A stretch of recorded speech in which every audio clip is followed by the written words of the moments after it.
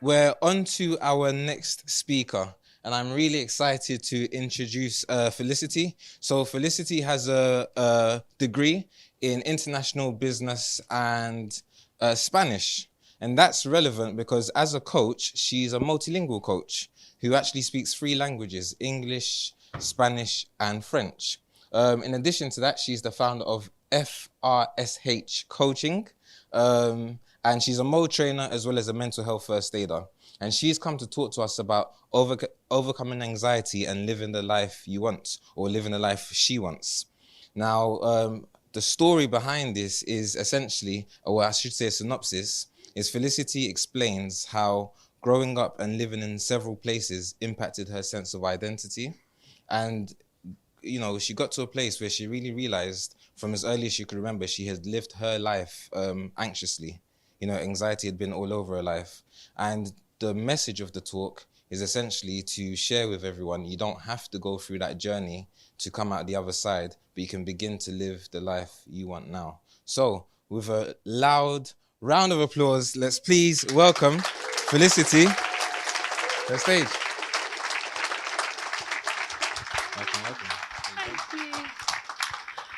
Thank you very much, everybody, and thank you for that introduction. Oh, okay. Oh, it's just the other way round. Sorry. Okay, no worries. Okay, so I'm very excited to be here with you all today. In all honesty, a little bit anxious too, which is good, because of what I want to talk about. So I don't know if you've ever had this experience where you're driving home, you're on a route that you've done hundreds of times, and then you get home and you think, I'm completely unaware of the route that I've just done. I've ended up at home and I have no idea how I've got here. That's kind of what it felt like for the first 23 years of my life living with anxiety. I got diagnosed with anxiety and depression when I was 23, which came as a massive shock to me, even though I always knew that something wasn't quite right, I suppose is the best way that I could put it. But I just had absolutely no idea what that was. So as Sean mentioned this morning, anxiety can come up in so many different ways, as same with all mental illnesses. And because it was how I was living my life, it was quite hard to discern what was anxiety and what was me. So I've kind of managed to put together a couple of lists of symptoms and the impact that it's had on my life. So realistically, I really had no idea who I was. I had even less of an idea of what I wanted. Even just the thought of someone saying to me, what is it that you want in life, would just send me in a complete spiral and just basically end up crying. Because anxiety had impacted every single area of my life, from my relationships with myself, with other people, my career, my university degrees, my hobbies, my health. So I've managed to come up with a list of physical symptoms, because anxiety, even though it is a mental health illness, does have an impact on your body. The first one was fatigue. Everything felt like a really, really big challenge. From just going out to see my friends to studying, I was just constantly tired, because it's really draining to be living in that state all the time. My memory was a massive thing that was impacted because of the way that our brains are wired. Our memory is something that is really impacted by anxiety and other mental health illnesses. So I have massive chunks of my life that I don't remember. So for the people that have come up to me today and said, hi, so lovely to see you, I remember your faces, but if I've forgotten your name, that's maybe why. I also suffered quite badly from insomnia, because I would get in bed in the evening and it would be the first time that I was alone with my brain in the day, and I would just start running at 1,000,000 miles an hour. So I just wouldn't sleep. And I suppose the strongest physical symptoms was panic attacks. So I had my first panic attack when I was 9 years old. I was in my school playground just having a lovely time, and then suddenly just started to feel like something wasn't quite right. I started hyperventilating, went to hide in the classroom. Eventually I couldn't move my arms or my legs. My hands completely seized up. My lips went blue and vanished. And then I eventually got carried out of the school by my headmaster, which, as you can imagine, as a 9-year-old, was a really fun experience. Luckily, I don't have panic attacks anymore. I had my last one when I was 21. So in terms of mental symptoms, the best way that I could describe it is that I really never felt like I was present in the moment. I was always either worrying about the future, from many things like what I would have to dinner to how on earth I was going to retire, or what I was going to do in between. Or I was ruminating on the past. So it could have been really small things or massive things, from a message that someone had sent me 6 months ago that I hadn't answered and still felt really bad about it. Or why I decided to move countries and leave everything that I knew. I was basically living in a constant state of fight or flight, if any of you have ever experienced that. In terms of my emotions, I felt a lot of guilt because I, from the outside, had a really lovely life. I had an amazing family, lovely friends. I had opportunities. I had everything that I thought anyone could possibly ever want. But still didn't feel right. So I felt a hell of a lot of guilt about that. I felt hopelessness and just genuinely really confused. I also think that anxiety led to other illnesses for me. So there's quite a big link between mental health illnesses and IBS, which can also lead to malnutrition. So lots of anemia, which doesn't help with the fatigue. So it's quite a big spiral there. And obviously there were episodes of my life where I had quite bad depression. The first one when I was 15. So throughout the course of my life, I developed some coping mechanisms so that I could keep going and do all the things that I thought everyone did in life. When I was a teenager, they weren't necessarily very positive coping mechanisms. I experimented with drugs and alcohol and smoking. Even though we didn't say it this morning, I do still smoke to this day, but it's the only one that stuck, which is good for me. When I was about 18, I discovered personal development and therapies, even though I'd been going to different sorts of therapies throughout all of my life.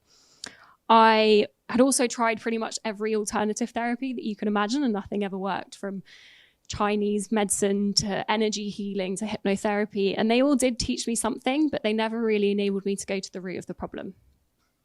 So that all led to me being 23, living in London, working in a massive company during the pandemic when everyone was losing their jobs, and I felt like I had been given this amazing opportunity, which just didn't feel right. I kept going for about a year, but everything just seemed to be slowly getting worse. That's also the point where I met Tony and got some free coaching, which was the first point, I suppose, that sent me on this path, and started doing different series of CBT sessions.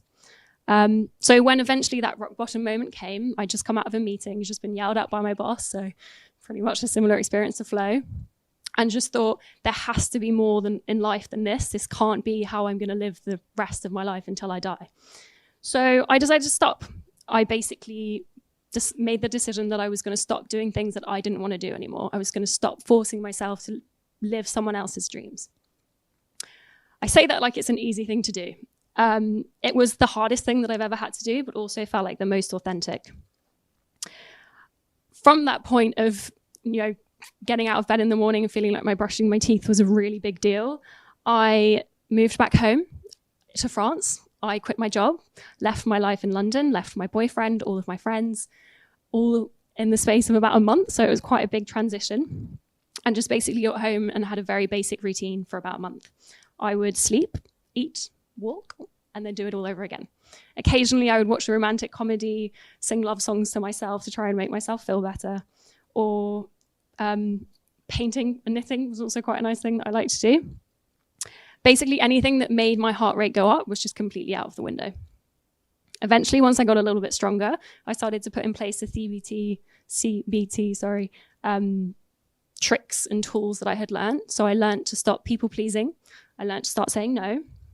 I got a slightly more sophisticated routine. So I would go on walks every single day for half an hour, and I would do exercises to try and bring myself back to the environment that I was in my body. Notably the 5, 4, 3, 2, 1 exercise and a gratitude exercise. So I would just walk around.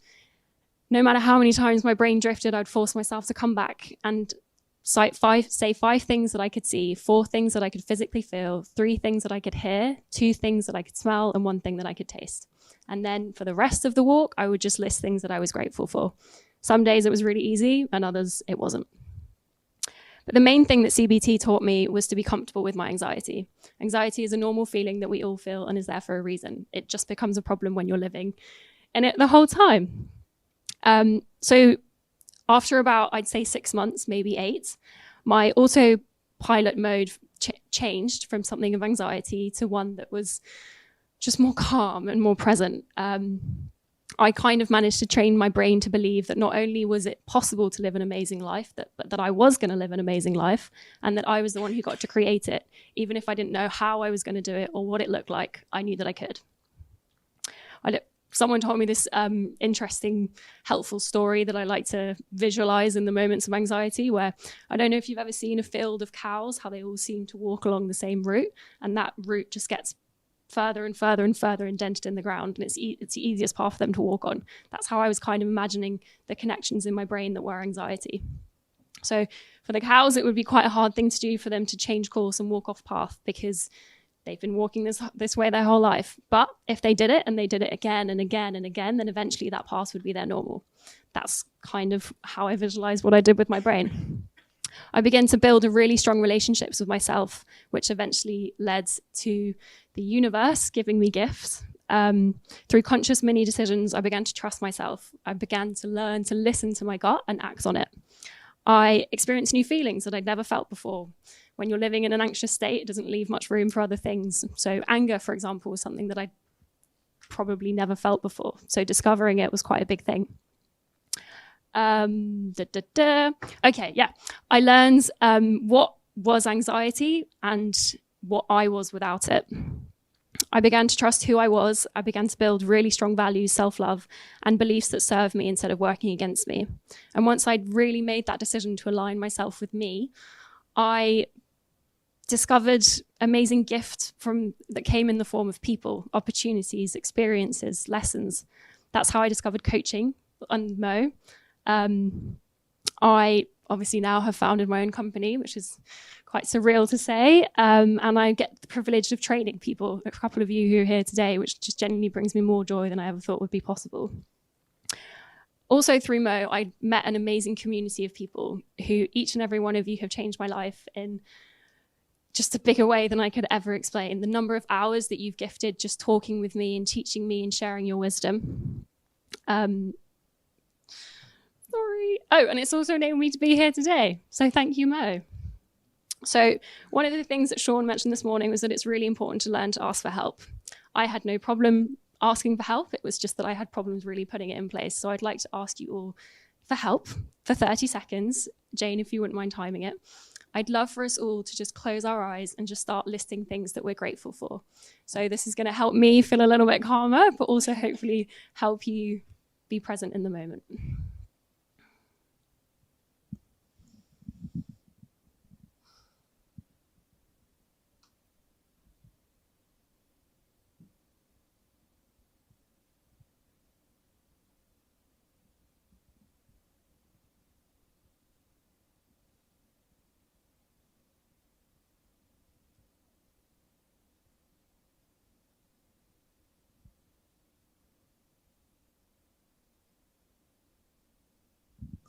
Thank you, everyone. Welcome back. I'm going to leave you today with a quote that actually came from Kung Fu Panda, which really helps me. So it's that, yesterday is history, tomorrow is a mystery, today is a gift, and that is why they call it a present. So thank you very much.